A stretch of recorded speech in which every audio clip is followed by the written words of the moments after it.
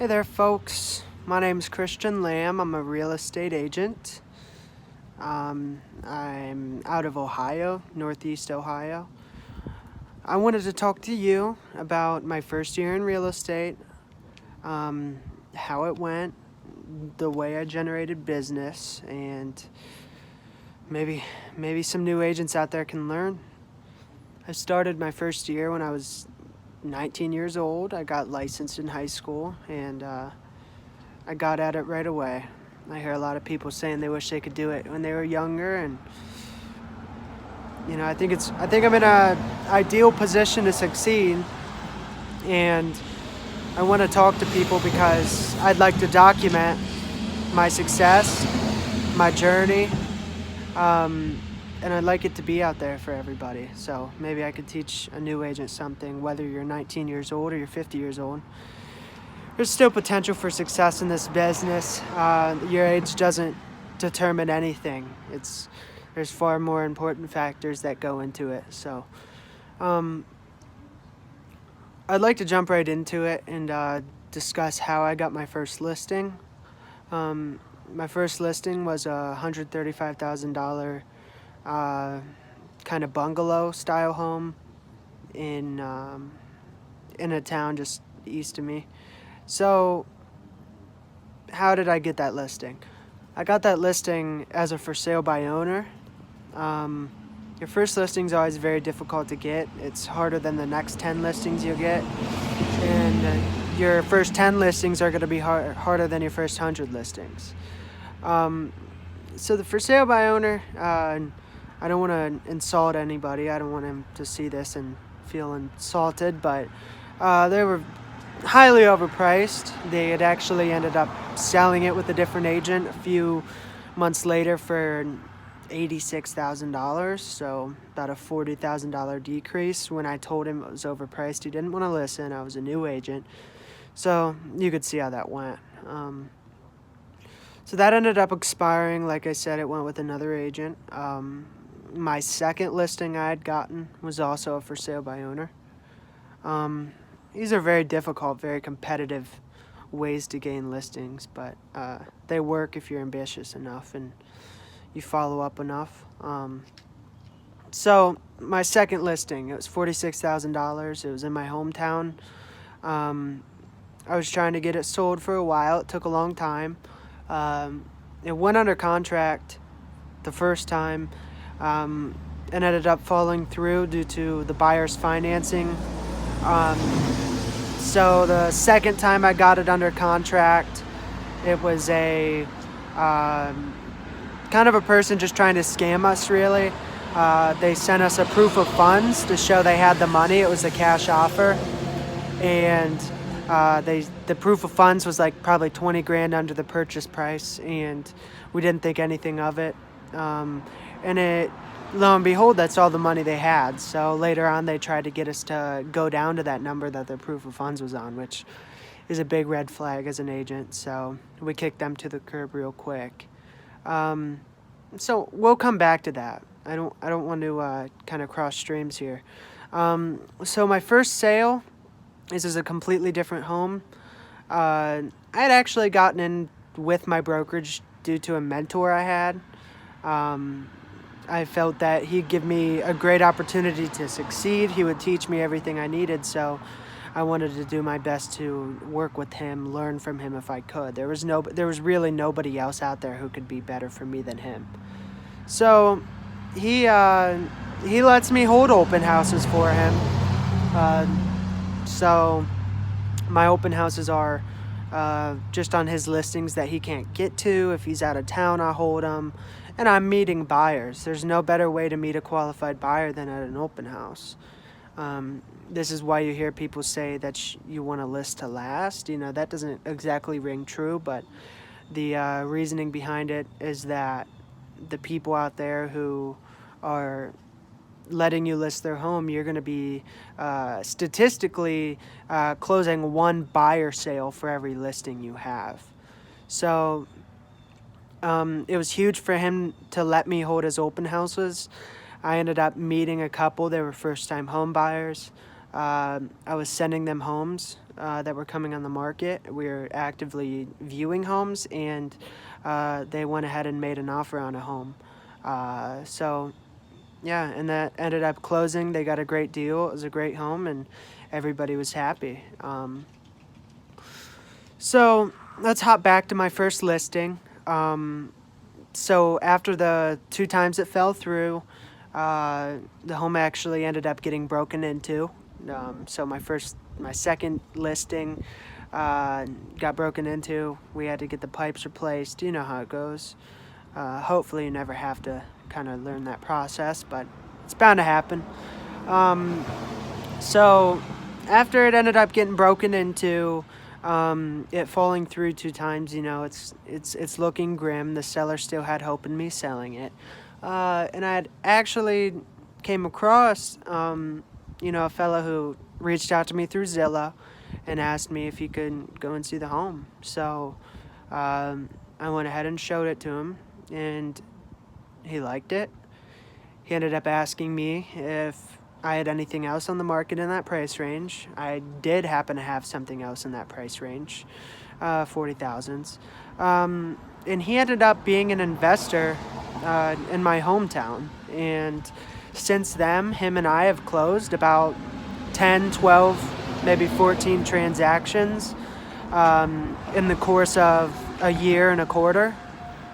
So he has been one of my most valuable assets to work with. Him and I have a great functioning business relationship, and we're also great friends. And I turn to him if I have questions, and I'm sure I'll keep doing so. So, the lesson that could be learned behind all of this is that, it fell through 2 times. It got broken into. As a new agent, it's not very good when those things happen. But they did teach me something, and they taught me that, you never want to give up on a listing. You want to keep getting it sold, and really you're lucky if these types of things happen to you, because you're just learning the things that you will inevitably need to learn sooner than everybody. So kind of a good way to look at it. And like the title of the video says, I ended up closing $1.9 million in sales in my first 12 months as a real estate agent, from August 2018 to August 2019. It's a great first year. I don't know many people who have done more than that, especially at my age. So I'm very proud of my first year. So you may be asking, as a new agent, not wanting to get out there and do these things, or maybe not knowing where to start, what motivated me? So what motivated me was the idea of just being the best. I live by the virtue, if I started younger than everybody and I work harder than everybody, then there's not going to be anybody out there who's able to be better than me or ever trump what I'm doing. So I still live to that to this day. And, if I wanted to be the best, I couldn't just be in it for the money. I think that's a good point. A lot of people get into this business because they think it's easy money. It is not. It's not easy money. The reason why commission sales make you money is because they're hard. They're not easy. So don't think this is an easy road. Don't think that the success is just going to come to you, because it doesn't come to anybody. How fast it comes or how slow it comes is all, it's all going to depend on your ambition and how bad you want it. So what has the success taught me? I had my broker at the time, tell me after all this failed efforts I was having. You have a lot of failures as a new agent.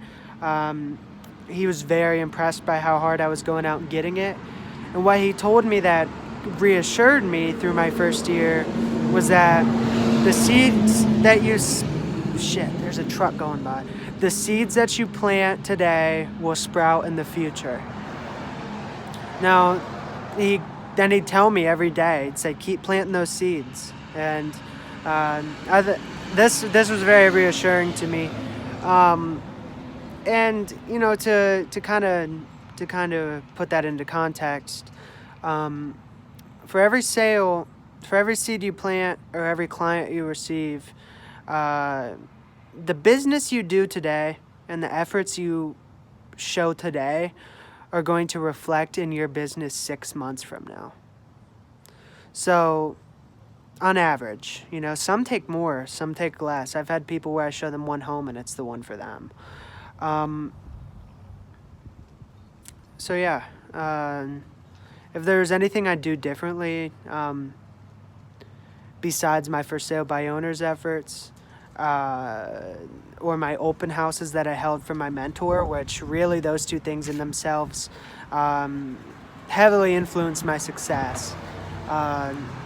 So besides those two things, what would I do differently? What I'd do differently is actually something I learned from our company's CEO, actually CEO's wife, I should say. We're a family-owned company. Is to make a wedding list. A wedding list. I can't speak. Now, a wedding list, it's not what it sounds like, whether you have a girlfriend or not. The idea is anybody who you would invite to your wedding, you need to write down their name, their address. Their email is going to be difficult to get unless you ask them in person. So I just start with a name and an address. You could find this all on your Stark County Auditor's website, Realtor, the public record search on your MLS, whatever works better for you. And you want to document these people's addresses because the idea is to firstly send them a business card, or a thank you card, I should say, a handwritten note. This would say, I just wanted to let you know, if you haven't seen already, I'm a real estate agent now, and my goal is to tell everybody I know that I am one because I prefer to do business on a referral basis. Trust me, you do. And like I said, you want to tell them, I prefer to do business on a referral basis.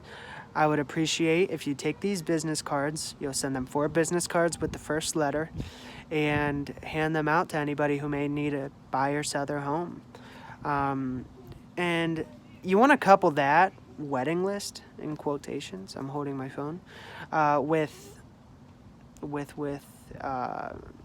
sending them just listed and just sold postcards. Doesn't matter how repetitive it is. The idea is for these people to remember you, for you to be top of mind. Now, this is very important, even within your family. You might think, oh, I don't need to send postcards to my cousins. They'll know. My first cousins, anybody, your parents. But you'd be surprised how much of your family would go with another agent if you don't do this. And I learned the hard way. So I'd like to recap. This is my first YouTube video about this subject. How I made $1.9 million. How I sold $1.9 million as a 19-year-old real estate agent. For sale by owners is 1. 2 is holding open houses for my mentor. I prefer you get a mentor and you ask them if you can hold their open houses. And then 3, do that wedding list. It's something I'd never had an opportunity to do, but I know it would have directly impacted my business. And besides that, okay. Now I did do a lot of other things to try and generate business, as any new agent will try to. I went out door knocking, just knocked on people's doors and pretty much asked them if they wanted to sell their house. It's not a great technique. Typically, if you want to have success with door knocking and not waste your time, you're going to want to couple it with other things, like sending them mail, holding community outreach events, things like that. But anyway, I just wanted to kind of share with everybody how I got success in my first year. I hope this helps. I'd like to go into detail about the home that got broken into and things like that in the future. So subscribe to me. Prediction quality is only going to get better from here. I have a lot of ideas, and if you subscribe to me, you will see one hell of a journey. I'm 20 years old right now, just getting into my second year. I look to do the same amount of business as my first year or more. I have a goal, but I'm not comfortable sharing it at this point. So, yeah, I hope this all helps. Message me or comment if you have questions. There's one more thing I wanted to throw in there. I told you guys that my number one way to generate listings was through for sale by owners. And you may be asking, you know, how do I document how I called these people, what we talked about, and things like that.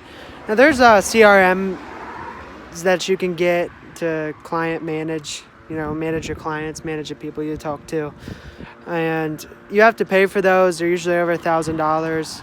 You'll notice as a realtor, any service you buy, they're usually going to want to charge you over $1,000. So what I did was I just had a Google Docs. I named it my FSBO Bible. And what I did was I just write somebody's address down when I had talked to them. I'd write their address down. I'd write the date of my first contact, and I'd write about what we talked about. And then I'd do second contact, third contact, fourth contact. I'd keep in touch with all these people.